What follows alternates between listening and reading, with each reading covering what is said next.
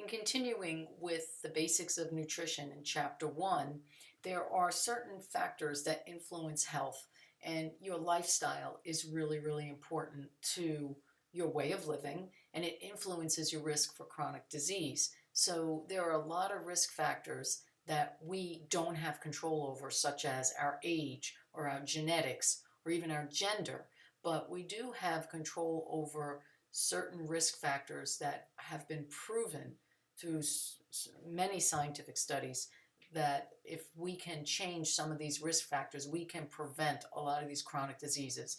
One and most important really is poor dietary choices. So if our lifestyle includes lots of fast food and packaged goods and no whole foods, that's going to raise our risk for disease. Same if you have absolutely no physical activity, and of course drug use and tobacco and alcohol. But there are things in the environment that can affect us too. So there's certain things we can minimize that we have control over. Obviously we can't control our age and genetics, but the things that we can control, we really need to start paying attention. So becoming aware is the first step in making a change in some of these lifestyle choices. So diets have changed for years. I mean, people changed eating habits over the years. Obviously, people didn't eat the same in 1812 as they're eating today. Even if we look at something more closer in years, 1970 to 2010, there's a huge increase in fat, sugar, and the amount of total calories eaten. So since 1970, we have made some positive changes in the sense that we're eating more fish, fruits and vegetables, but we still are eating too much fat and sugar and too many calories. So when we look at these patterns that occur in the diet over the years, and you look at years such as 1970 to 2010, there's a huge difference in calories. We're up almost 500 calories a day.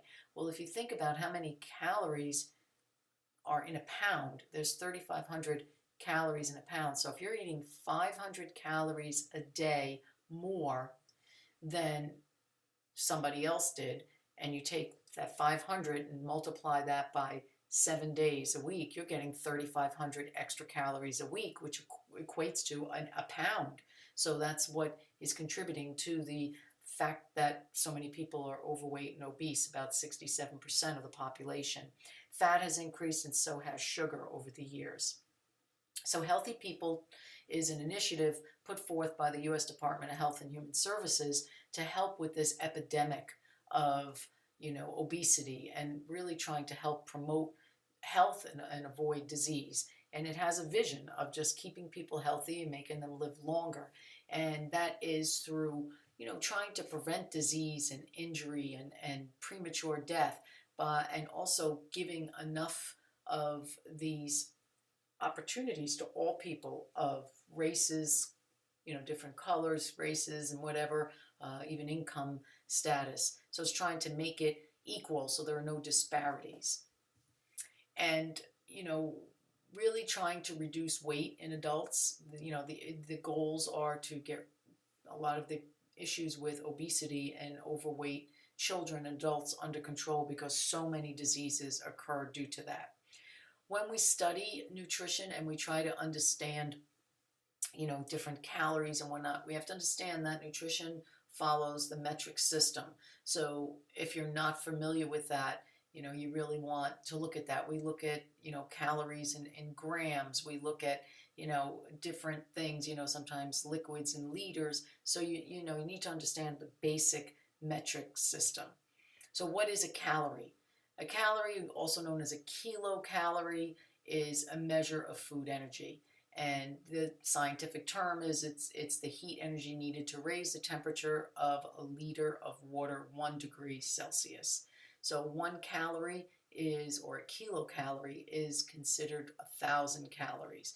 We also call a kilocalorie a kcal. So these are things you need to know as we're going through the chapters. With regard to understanding calories and how we relate them to the different types of nutrients, such as carbohydrates, protein, and fat, they all have different calories per gram.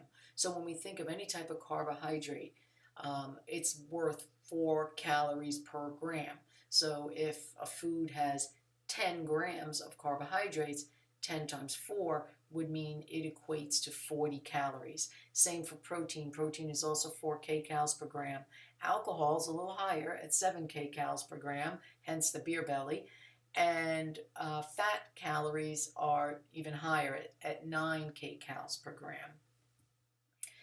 So with the different types of nutrients, we are going to talk about two major classes of nutrients with regard to the size and what their caloric value is. So macronutrients are needed in large amount. They provide energy for the body, and they have calories, and those are carbohydrates, fats, and proteins. Each chapter, as I mentioned before, we'll be breaking those down. So we'll have a chapter on carbohydrates and fat, another chapter on each one of them: protein, vitamins, minerals, etc.